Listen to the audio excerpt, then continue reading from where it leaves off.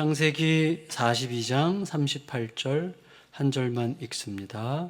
시작. 야곱이 이르되 내 아들은 너희와 함께 내려가지 못하리니 그의 형은 죽고 그만 남았음이라. 만일 너희가 가는 길에서 재난이 그에게 미치면 너희가 내 흰 머리를 슬퍼하며 수월로 내려가게 함이 되리라. 우리들에게 이런 상황이 올 거예요. 아마도 어떤 상황이냐면, 야곱은 12아들 중에서 자기가 목숨처럼 사랑했던 요셉을 잃었어요.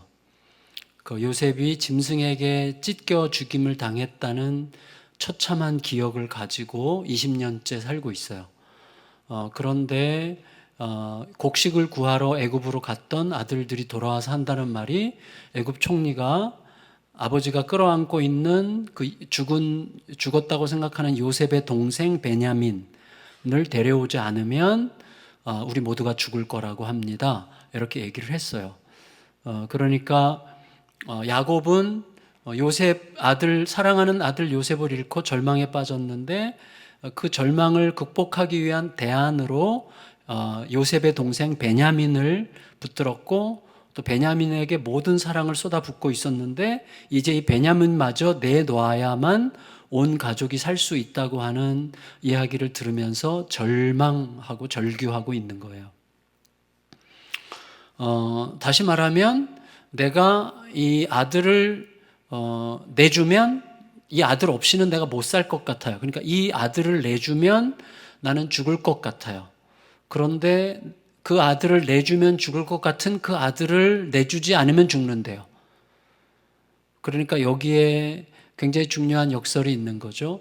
그러니까 내가 내주면 죽을 것 같은 그것을 내주면 살고, 내주면 죽을 것 같은 그것을 내주지 않으면 죽는, 굉장히 복음의 역설이기도 한 거예요. 그래서 오늘 좀 더 단순하게 이렇게 생각해 보면 좋겠어요. 그래서 우리 안에 무언가가 곪고 있어요. 무언가가. 그래서 그 부분을 직면하는 게 신앙의 여정이에요. 내 안에서 골마가고 있는 무엇을 직면해서 끄집어내야 돼요. 끄집어내려면 용기가 필요해요. 그 용기는 어디서부터 오는가? 그 얘기를 좀 나누려고 해요. 제가 옛날에 한 20년 전에 어디서 읽었는데, 골프장 아이들이라는 이야기인데 아주 짧은 이야기예요. 어떤 아이들이 골프장에 갔다가 왔는데 4명이 갔다가 3명이 왔어요. 그래서 한 명이 골프장에 웅덩이에 빠져서 죽었어요. 그래서 굉장히 슬픈 일이고 그 아이의 장례식을 치렀어요. 새 아이가 굉장히 슬픈데, 그럼 슬플 수 있죠. 얼마든지 슬플 수 있는 거죠. 슬플 수 있는데 그 슬픈 아이들이 단지 슬픈 게 아니라 죽어가요. 이 3명이. 그래서 한 아이는 더 이상 학교를 못 다니고, 한 아이는 정신병원에 치료를 받고 있고, 한 아이는 또 좀 그렇고. 그러니까 3 아이가 전부 다 뭔가가 계속 골마가는 거예요. 그래서 골마서 썩어가고 있어요, 인생이. 3 아이가 전부 다. 그래서 막판에 이 아이를 이제 상담사가 상담을 했는데, 알고 보니까 이 아이들이 그렇게 죽어가는 동안에 끄집어내지 않고 있던 비밀이 있었던 거예요. 비밀이 뭐냐면, 내 아이 중에 내 아이가 갔는데 웅덩이 앞에 서 있는 한 아이를 요 세 아이가 장난을 쳐서 밀은 거예요. 근데 밀고 빠져나올 줄 알았는데 빠져가지고 그 웅덩이가 생각보다 깊었던 거예요. 웅덩이에 빠져서 죽었어, 걔가. 그러니까 얘를 죽였다고 하는 현실을 얘네들이 받아들일 수 없는 거죠. 어린애들이 받아들일 수 없으니까 그것을 감추기로 결정했고 은폐했죠. 그래서 은폐의 질환이죠. 그게 내 안에서 드러나지 않고 감추는데, 감춘 이것이 끝없이 나를 찌르고 나를 깨뜨리고 나를 갉아먹는 거죠. 이 죄책감과 죄의식이. 그래서 고백하기 전까지는. 그런데 이런 거죠. 고백을 하면 죽는다고 생각하는 거예요. 이거 고백하는 날에는 우린 다 끝이다. 왜? 우리가 죽였으니까. 고백하는 날에는 우리가 죽는다. 그런데 고백하는 날에는 죽기 때문에 절대로 고백할 수 없는 거죠. 그런데 고백하는 날에는 죽는다는 생각 때문에 고백하지 않는데, 고백하지 않기 때문에 죽어가는 거죠. 그래서 여기서 우리가 알아야 될 게 있는데, 고백해도 안 죽습니다. 근데 우리는 고백하면 죽는다고 하는 나의 두려움과 나의 전제에 굉장히 충성해요. 고백하면 죽을 거야 라고 하는 생각이 나를 압도하고 지배해서 나를 갖고 놀게 방치하는 거죠. 물론 너무 어리기 때문에 그 아이들의 그런 마음이 좀 애틋하고 안쓰럽고, 죽은 그 아이는 물론 더 불쌍하지만 그래도 사나이들은 살아야 되는데 살아야 되는데 죽어가고 있어요. 왜냐하면 내 안에서 직면해야 될 그것을 직면하지 않고 있기 때문이죠. 고백해야만 죽지 않을 수 있는 것을 고백하면 죽을 거라고 생각하기 때문에 고백하지 않는 채 죽어가고 있는 모습이 어쩌면 우리들의 삶에도 있지 않을까 생각이 돼요. 내가 이렇게 좀 다른 사람들에게 편안하게 얘기한다는 것은 참 쉬운 문제는 아니에요. 쉬운 문제는 아닌데, 요셉과 관련해서 하나님께서 요셉과 그 형들의 스토리를 통해서 우리에게 보여주시는 몇 가지 핵심적인 그림이 있는데, 그 중에 하나가 이 그림이에요. 그러니까 형들이 요셉을 죽이려고 했어요. 요셉이 너무 얄밉게 굴고 이 자식이 너무 밥맛 없게 구니까 오죽했으면 죽이고 싶었겠어요. 물론 배다른 형제이긴 하지만 그래도 자기 형제인데, 혈육인데, 아버지가 같잖아요. 그러니까 같은 혈육인데 오죽하면 죽이고 싶었겠어요. 그러니까 요셉도 문제가 많은 거예요. 요셉이 10대 때까지는 정말 밥맛 없게 굴었던 것 같아요. 그러니까 형들이 오죽하면 얘를 죽이려고 하다가 차마 죽이지는 못하고 결국은 노예로 팔아버렸단 말이죠. 근데 그때, 그리고 나서 아버지를 속였잖아요. 아버지한테는 요셉이 마치 들짐승에게 물려서 죽은 것 같이 아버지가 스스로 해석하도록 요셉의 옷에 피를 묻혀가지고 아버지한테 갖다가 줬어요. 그러니까 아버지가 스스로 판단하게 했어요. 요셉이 어떻게 됐나 봐요 라고도 말 안 하고 그 옷만 갖다 주니까 아버지 야곱이 스스로 판단했어요. 들짐승들에게 죽었도다, 이렇게 아버지가 판단했고, 그게 진실이 되어서 아버지는 요셉이 죽은 줄 알고 있지만 사실 애굽의 노예로 팔려간 거죠. 근데 그 비밀을 형들이 20년 동안 아무에게도 얘기하지 않은 거죠. 자기들끼리 있을 때도 얘기하기 싫어했을 거야. 절대 요셉 얘기 꺼내지 마. 요셉 얘기 꺼내는 날에는 끝이야. 요셉 얘기가 알려지는 순간, 우리가 요셉에게 한 짓을 아버지가 아는 순간 아버지도 죽고 우리도 죽는 거야. 끝나는 거야 라고 하는 그 두려움 속에서 20년의 세월을 보낸 거예요. 제가 이 시대의 따뜻한 부모들의 이야기라는 책을 한 10년 전쯤에 읽은 것 중에서 지금 생각나는 게 있는데, 그게 뭐냐면 어떤 고3짜리 아이가 이제 엄마 아빠가 밖에 나갔다 들어오니까 안방이 부서져 있고 그리고 화장실에 죄송하지만 똥을 다 칠해놨어요. 고3짜리 아들이.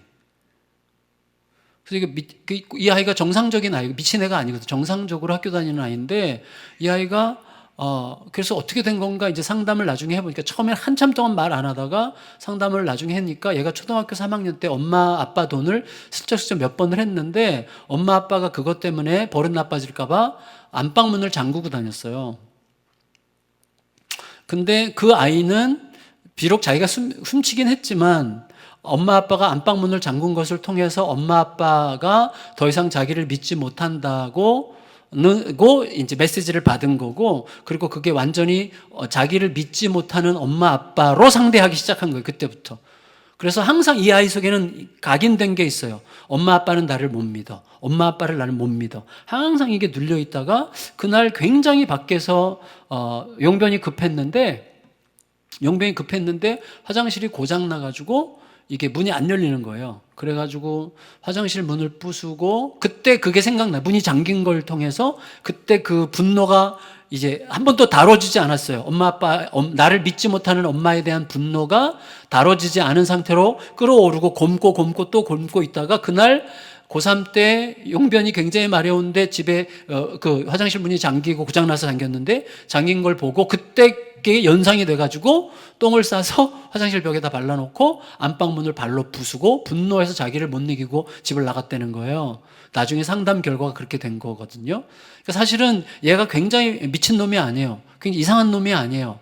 매우 정상적인 아이인데 내 속에서 무언가가 곪도록 계속 방치해 두면 겉으로는 별거 아니에요. 겉으로는 그냥 정상적으로 살지만 그게 언제 어떤 방식으로 나올지는 모르는 거예요. 어떤 방식으로든 나올 가능성이 있는 거죠. 그래서 우리가 하나님을 섬긴다는 것이 굉장히 중요해요. 왜냐하면 하나님을 묵상하는 게 왜 그렇게 중요한가 하면, 하나님은 내가 어떤 것을 감추지 않아도 될 만큼 품어주시고, 하나님은 내가 어떤 것도 이렇게 은밀하게 은폐하지 않아도 될 만큼 신실하시고, 내가 뭘 은폐하고 고백한다고 해서 이 나쁜 놈이었구나, 너 그런 놈이었어? 야, 나 그런 놈인 줄 몰랐어. 너 이제 나랑 끝이야. 이렇게 말씀하실 분이 아닌 게 100% 분명하기 때문에 어떤 것도 감추지 않아도 되는 분이라는 것을 내가 알아가면서 내 자신이 맑아지고 깨끗해지고 내 안에 맑은 공기가 들어오고 깨끗한 물이 흐르면서 건강해지는 거죠. 사고가 건강해지고 사람들을 바라보는 방식이 건강해지는 거죠. 그렇게 되는 거예요. 그러니까 저 같은 경우는 6살 때 저희 아버지가 저놈은 안 태어났으면 좋았겠는데 라는 말을 엄마한테 하는 것을 들은 그 결과, 저는 그때부터 형성된 게 뭐냐면 6살 때 그 한마디가 평생, 제가 40살 될 때까지 사람들에게 인정받지 못하면 죽는다는 생각을 하게 된 거예요. 그러니까 겉으로는 아무렇지도 않게 살지만 내 속에서는 누군가의 관계가 깨지면 고통, 잠을 못 자고 바싹 말라가고 힘든 거예요.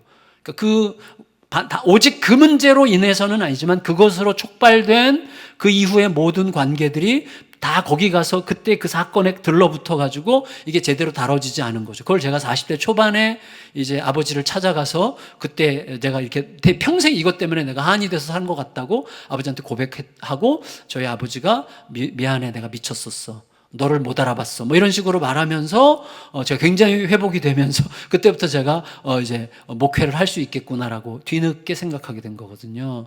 그러니까 어느 순간에는 이게 풀리는 과정들이 필요한데 우리는 그냥 그럭저럭 덮고 지나가는 일들이 너무 많은 거죠.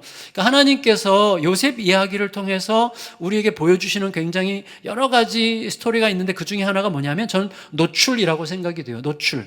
20년 동안 꽁꽁 가둬두고 은폐됐던 그것을 노출시키는 거죠. 근데 그 노출하는 모든 과정에 요셉을 사용하고 계시고, 요셉을 통해서 하나님께서 어떤 마음을 갖고 계신지를 우리에게 보여주려고 하시는 거예요. 그래서 저는 그것을 드러냄의 빛이라 이렇게 말하고 싶어요. 여러분과 함께 드러냄의 빛이 필요합니다.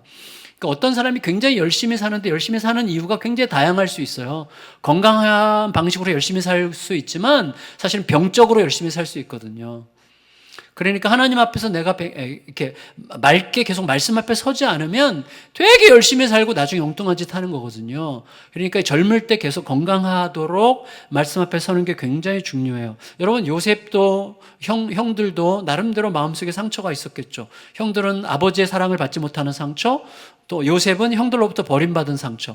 이 세상은 서로 다 상처 주면서 사는 거예요. 누가 누구에게 일방적으로 상처 주는 일은 없어요. 상처를 주는 사람은 상처를 받았기 때문에 상처를 주는 거거든요. 그러니까 서로 상처를 받았기 때문에 서로 상처를 주는 관계가 세상에 가득한 거예요. 그러니까 세상을 살아가는데 가장 합당한 건 뭐냐면 세상을 바라보는 하나님의 시선을 빨리 확보하는 거예요. 하나님께서 저 사람을 바라보시는 방식으로 내가 그를 바라보는 훈련을 계속하는 게 굉장히 중요합니다.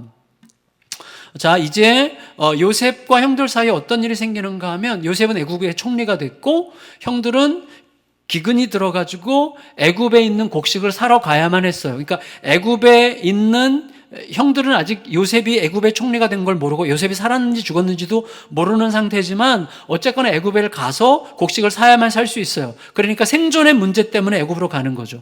동생을 죽이려고 했던 형들이 동생 때문에 살기 위하여 이제 애굽에 가는 거죠. 애굽에 가서 형들을 만났는데 요셉이 형들을 알아봐요. 형들을 기다렸다는 뜻이죠.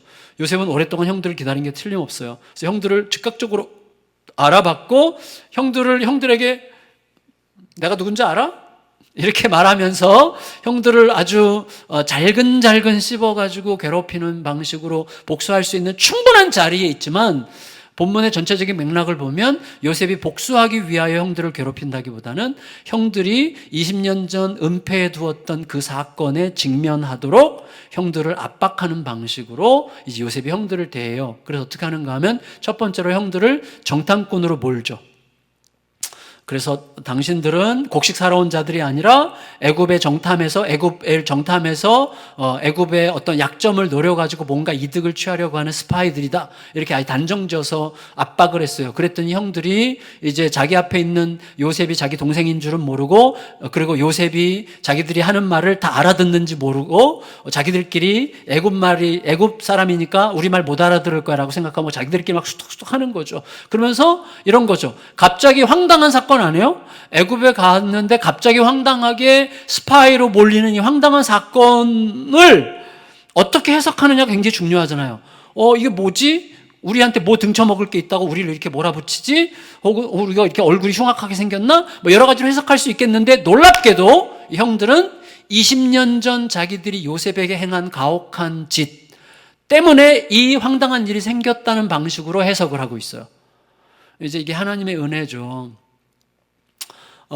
그러니까 다시 말하면 형들의 양심이 깨어나고 있어요. 그러니까 요셉이 형들을 스파이로 정탐꾼으로 압박하니까 그 압박이 현재 그들이 뜬금없이 정탐꾼으로 누명을 쓰는 황당한 사건을 20년 전 자기들이 벌인 그 동생에게 가혹하게 행했던 그 일의 대가로 지금 현재 이 일을 겪고 있다는 식으로 해석하는 참 독특한 해석을 했단 말이에요. 그러니까 억울하게 우리는 그런 사람 아니다 끝까지 버틸 수 있는데, 이들이 그 압박 속에서 이 사건은 그 사건과 연결이 되어 있다고 자기들끼리 얘기하는 걸 보고 요셉이 위로를 받았어요. 그래서 요셉의 마음속에서는 이미 화해가 시작되고 있었던 거죠. 그래서 어떻게 보면 요셉이 정탐꾼을 압박할 때 형들이 첫 번째 각성, 그러니까 현재 이 곤란함이 과거 20년 전에 자기들의 가혹한 때문이었다고 해석을 했고, 두 번째로 요셉이 그 다음에 또 하나의 누명을 씌우는데, 형들이 곡식 사려고 가져왔던 돈을 다시 몰래 곡식자루에 다 넣어줘요. 그래서 중간에 그들이 풀어보니까 돈이 있어. 그러니까 자기들이 도둑놈으로 몰렸다는 것을 직감해요. 그래서 굉장히 놀라죠. 그래서 어떻게 보면 요셉은 형들에게 이렇게 공짜로 곡식을 주고 싶었기 때문에 곡식 대금을 거기다 다시 넣어준 것일 수도 있지만, 다른 한편으로는 형들이 스스로 도둑 누명 썼다는 것을 깨닫게 함으로써 보다 더 자기들의 과거에 더 가깝게 직면해서 과거에 꾹꾹 눌러두고 은폐했던 그 사건을 통과하도록 지금 압박하고 있는 중이라고 할 수가 있겠어요. 그렇게 되니까 형들이 어떻게 했는가 하면, 하나님은 우리에게 왜 이러시는가 라고 이야기해요. 다시 말하면 정탐꾼 누명은 형들로 하여금 현재의 황당한 현실을 20년 전 사건과 연결시키게 되었고, 그 다음에 도둑의 누명을 씌우니까 이제는 하나님이 우리한테 왜 이러시지? 라고 이야기하면서 드디어 하나님을 의식했어요. 다시 말하면 자기들의 현실과 과거의 사건을 하나님 앞에서 생각하기 시작한 거예요. 요셉은 그것을 기대했을 거라고 생각하고, 요셉이 그렇게 심오하게 모든 것을 플래닝을 했다고 생각하기는 어렵지만, 결과적으로 보면 하나님께서 그런 식으로 인도하고 계셨다고 할 수가 있겠어요. 그래서 이 형들이 단계적으로 깨닫는 거죠. 곡식 사러 갔다가 정탐꾼 누명을 쓰고, 갑자기 20년 전에 자기가 행한 악행 때문에 정탐꾼 누명을 쓰고 있다고 생각했고, 동시에 도둑 누명을 썼다고 확신하고는 그때는 하나님 앞에서 자기들을 돌아보는 거죠. 하나님이 우리한테 왜 이러시는가? 하나님은 도대체 우리에게 뭘 원하시는가? 하나님께서 우리에게 기대하시는 바가 무엇인가? 라는 식으로 해석하기 시작한 거죠. 점점 상황이 그들을 하나님 앞으로 몰고 가고 있는 거예요. 그래서 오늘 이 본문의 이제 배경이 이거거든요. 근데 다시 말하면 하나님께서 이 형들에게 자기들이 20년 전에 행했던 그 일을 단지 기억하는 것, 그리고 그 일에 대해서 자책하는 것으로는 충분치 않아요. 그 진실 안으로 들어가서 그 진실에 직면하고, 그리고 그 진실을 해석해야 되는 거예요. 제대로. 근데 나중에 그 해석은 요셉이 합니다. 요셉이. 그거 이제 몇 주 후에 나오는데. 그래서 하나님께서는 이 요셉의 형들에게 꼭꼭 감춰뒀던 그 사건 앞으로 가게 하세요. 제가 지난주에 설교 시간에 성도들에게 고백했는데, 제가 대학교 1학년 때 제가 욕심이 많아가지고 공부 엄청 잘하는 선배들이랑 일부러 가까이 친하게 지냈어요.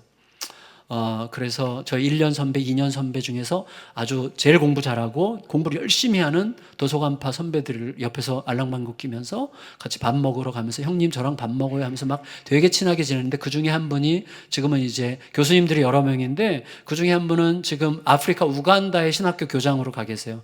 근데 그 안승준이라는 선배인데 저는 까마득히 잊고 있었는데 저희 둘째 사위 강문구가 미국에서 이제 그분을 만난 거예요. 우연한 기회에 만났는데 그 선배가 첫 번째 한 말이 강 목사 당신 장인한테 나한테 돈 갚으라 그래 그렇게 얘기했다고 그러더라고요.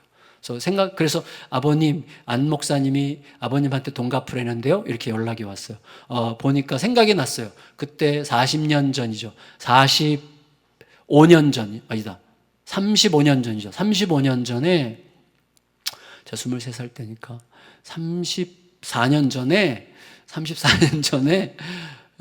맞죠? 34년 전에 그 선배가 이제 글을 잘 쓰고 또 영어를 너무 잘해가지고 이렇게 무슨 아티클을 쓰고 논문을 쓸 때는 항상 영어로 썼어요. 이제 영어로 써서 이제 어디다 기고를 했는데 그 원고료가 있어요. 아마 지금으로 치면 한 15만 원 정도 됐을 거예요. 원고료가. 지금으로 치면 10만 원에서 15만 원 정도 되는 돈이 그때 아마 그랬을 거예요. 좀 적지 않은 더 많은가? 하여튼 그랬는데 그 선배가 되게 좋아하는 홍은주라고 유아교육과 자매가 있었어요. 그러는데 후배야. 3년 후배.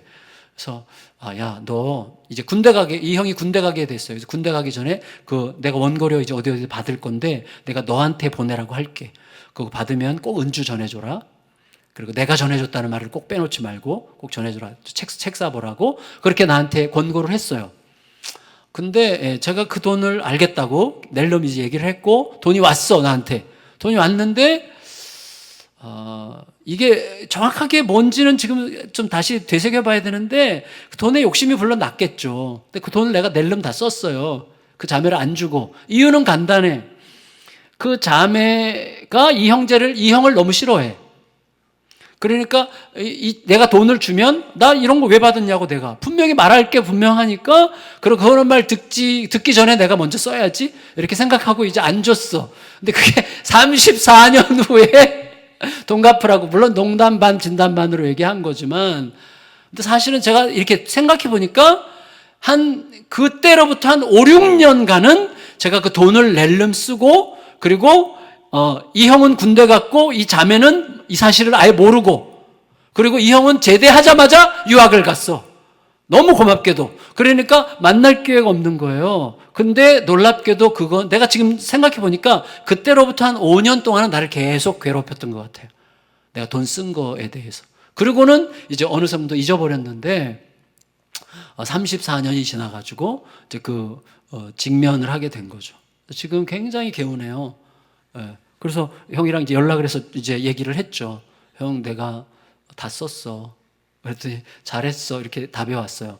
형, 내가 갚을게. 한 10년 거치 10년 동안 내가 한 달에 2,000원씩 갚을게. 뭐 이제 농담으로 이렇게 했는데 그 형이 괜찮아. 이렇게 해서 다 끝났어요. 그래서 내년부터 제가 선교사기 때문에 내년부터 제가 후원하려고 그래요.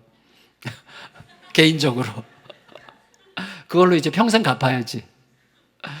그래서 이제 마음이 개운해서 요새 그래서 어느 때보다도 기분이 더 좋은 것 같아요. 개운한. 근데 여러분, 우리에게는 뭐가 있는가 하면 요셉의 형들이 20년 동안 꾹꾹 눌러왔던 그리고 이거를 말하는 날이 우리에게 죽는 날이야. 이게 드러나는 날이 우리가 죽는 날이야. 누구에게도 말하지 말라고 계속해서 비밀을 지켜오고 은폐하고 눌렀던 그것을 하나님은 지금 그 앞으로 가게 하고 계시고 직면하게 하시고 정직하게 고백하게 하시고 그걸 통과해서 화해를 이루어서 결국은 뭐예요? 하나님의 뜻은 이제 이들이 화해를 해야만 애굽에서 이스라엘이라는 한 민족을 이루어서 세상 열방을 구원하는 기본 단위를 하나님이 시작하실 수 있기 때문에 그 큰 그림 속에서 큰 그림의 첫 번째가 형제들 간의 화해라는 그림이에요. 그러니까 화해는 단지 형제들 간의 화해에서 잘 먹고 잘 살라고 화해를 시키는 게 아니라 그래야만 비로소 더 크고 넓은 하나님의 열방 가운데 행하는 사역 가운데 뛰어들 수 있기 때문에 하나님께서 화해를 시키려고 하시는 것이죠. 그러니까 오늘 여러분들이 꼭 기억해야 될 것은 그거예요. 내가 그걸 내놓으면 죽을 것 같이 느껴지는 그것을 내놓지 않으면 죽는 역설. 그래서 내가 내놓아도 안 죽는다는 진실을 꼭 오늘 명심하셔야 돼요. 내놓아도 안 죽습니다. 그리고 그걸 내려놓아도 죽지 않아요. 그걸 고백해도 괜찮아요. 근데 그게 쉬운 일은 아니에요. 왜냐하면 내가 내려놓으려면 내려놓아도 될 만큼 더 큰 의지 대상이 있어야 되는 거거든요. 그래서 우리로 하여금 하나님 외에 그 어떤 것이 내가 그것을 포기하거나 내려놓거나 잃어버리면 나는 못 살아 라고 생각하게 만드는 그게 우상이에요. 하나님 외에 내가 그것을 내려놓는 날에는, 내가 그것을 포기하는 날에는, 내가 그것을 잃어버리는 날에는, 내가 그것과 헤어지는 날에는 나는 못 살아 라고 생각하게 만드는 그게 우상이에요. 근데 우상이 왜 하나님과 차별적으로 문제가 되는가 하면 모든 우상은 그게 사람이건 돈이건 명예건 권력이건 사람들에게 인정을 받으려는 욕망이건 안전하려는 욕망이건 이 모든 것들이 그것 없으면 나 죽을 것 같아라고 생각하게 만드는 그것들은 결국은 우리들을 장악하고 갉아먹게 되어 있어요. 돈 생각해보세요. 돈은 우리가 취하면 취할수록 욕심을 내면 욕심을 낼수록 점점 더 절대적으로 자기에 대한 관심을 요청합니다. 그리고 계속 황폐해져요. 왜냐하면 모든 사람을 돈으로 봐. 그때부터는 점점 인생이 영원히 망가지는 거예요. 몸이 안 좋구나.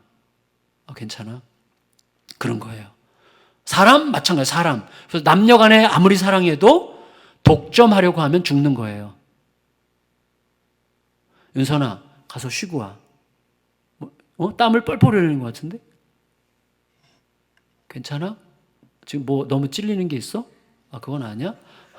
자, 그래요. 그러니까 사람이건 욕망이건 돈이건 인정받으려는 욕구건 모든 건 전부 다 우리를 노예로 삼아요. 이 세상의 모든 것들은요, 그것 없으면 죽을 것 같이 생각하게 하는 그것은 진짜로 그것 없으면 죽을 것 같게 만들어요. 그래서 그걸 잃는 날엔 난 못 살아라고 생각해요. 다시 말해 우리를 독점하려고 해서 우리로 하여금 자유롭게 살게 하질 않아요. 이 세상의 모든 것들은. 근데 하나님은 어떻게 하죠? 나는 하나님뿐입니다. 하나님이 나의 전부이십니다. 그러면 하나님 우리에게 뭐라 그러세요? 그래, 고마워. 자유해. 내 사랑 안에서 마음껏 뛰어놀아라. 그리고 사랑하게 하세요. 다른 것들을 사랑하게 하시고 위하게 하시고. 하나님만이 우리에게 유일하게 우리를 황폐화시키지 않는 독점적인 사랑을 요구하시는 분이에요. 그 사랑은 우리를 황폐하게 만들지 않고 훨씬 더 창조적으로 부유하게 만드는 사랑이죠. 그러니까 여러분, 그래서 그 삶을 뭐라고 말할 수 있는가 하면 고백적 삶이라고 이야기할 수 있는 거예요. 저는 우리 교회가 고백의 공동체가 되기를 늘 열망해요. 그래서 늘 자랑할 만한 것만 막 얘기하는 거, 아주 이런 밥맛 없는 공동체가 되지 않고 나의 부끄러움, 나의 연약함, 나의 수치스러움, 내가 못난 나의 모습을 있는 모습 그대로 얘기해도 괜찮은 공동체가 정말 되기를 바라요. 물론 고백에 명암이 있어요. 고백은 아름다운 것이지만 어떤 때는 고백이 누추하기도 해요. 제가 옛날에 안산동산교회 부목사로 처음 부임했을 때 어떤 모임에 갔어요. 제가 그 교회 간 지 한 달밖에 안 됐을 텐데 어떤 모임에 갔을 때 제가 이제 집에 가는 방향이 비슷해서 어떤 여집사님이 목사님 차 타고 가고 싶어요. 그래서 타라고 거기 가는 길에 내려드리겠다. 그래서 제 뒷자리에 앉아 제가 운전을 하는데 이분이 뒷자리에 앉아서 제가 처음 보는 분인데 그 교회 성도긴 하지만 앉자마자 막 자기 얘기를 하는데 너무 과격한 정말 비밀을 예를 들어서 어릴 때 자기가 성폭행 당한 이야기를 막 처음 본 목사한테 막 얘기를 하는 거예요. 그리고 그걸 너무 장황하게 얘기를 하니까 제가 굉장히 충격을 받았어요. 그래서 그게 이분이 참 솔직한 분이구나 라고 이해되기보다는 이분 지금 병이 들었구나 이렇게 느꼈어요. 저는 소위 말하는 고백 중독증 같은 게 있거든요. 그러니까 내가 고백을 함으로써 내가 얼마나 개방적인 사람인지, 내가 얼마나 솔직한 사람인지, 내가 얼마나 감추지 않는 사람인지를 과시하고 싶은 욕망도 있어요. 고백 중독증이죠. 그런 나쁜 게 아니라면 적어도 하나님께서 내 마음에 주시는 자극과 하나님이 주시는 친절한 안내를 따라서 고백하는 것은 항상 위대하고 아름답고 생산적이고 창조적이고 생명을 주는 거예요. 그러니까 핵심은 뭐냐면 고백을 하느냐 안 하느냐의 문제가 아니라 고백 공동체가 되려고 할 때 고백을 하느냐 마느냐. 고백했어? 고백 안 했어? 너 고백도 안 해? 너 맨날 왜 감춰? 너 얘기는 왜 한 번도 아무도 안 해? 이게 아니라 하나님의 이끄심 속에 들어가는 게 훨씬 더 중요한 거예요. 하나님께서 고백하게 하시는 것을 고백하는 게 굉장히 중요한 거예요. 그런데 어떤 사람은 하나님과의 깊은 관계 속에 있다고 말은 하지만 일체 아무것도 고백하지 않는다는 것은 사실 하나님과의 관계 속에 내가 제대로 들어가 있는지를 말해야 되는 거예요. 왜냐하면 하나님은 우리가 아무리 부끄럽고 수치스럽고 아무리 은밀한 죄를 고백해도 충분히 괜찮은 만큼 신실하고 풍성하고 아름다운 분이세요. 그래서 우리 하나님이 어떤 분이신지를 아는 만큼 우리는 나를 개방할 수 있어요. 내가 우리 하나님이 어떤 신실하신 분, 얼마나 맑으신 분, 얼마나 부유하신 분, 얼마나 아름다우신 분인가 하는 것을 내 모습 이대로 얼마든지 사랑하실 수 있는 분이라는 사실을 내가 알아가는 만큼, 그 깊이만큼, 그 넓이만큼 내가 건강한 방식으로 고백하게 돼요. 고백이 왜 그렇게 중요하죠?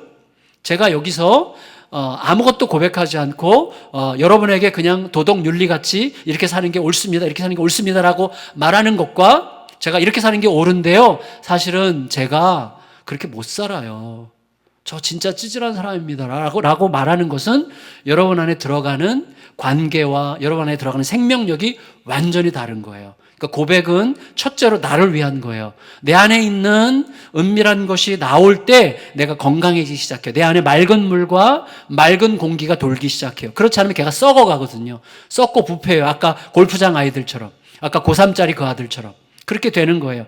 고백은 나를 위해서 너무나 맑은 거예요. 그래서 골프장 아이들이 진작에 엄마 아빠 앞에 아빠 말할 거 있어요. 뭔데? 사실은요, 우리가 밀어가지고 걔가 죽었어요 하면서 막 울면서 그랬다면 아빠가 이 새끼 너 그냥 감옥에 나가! 그러겠어요, 아빠가?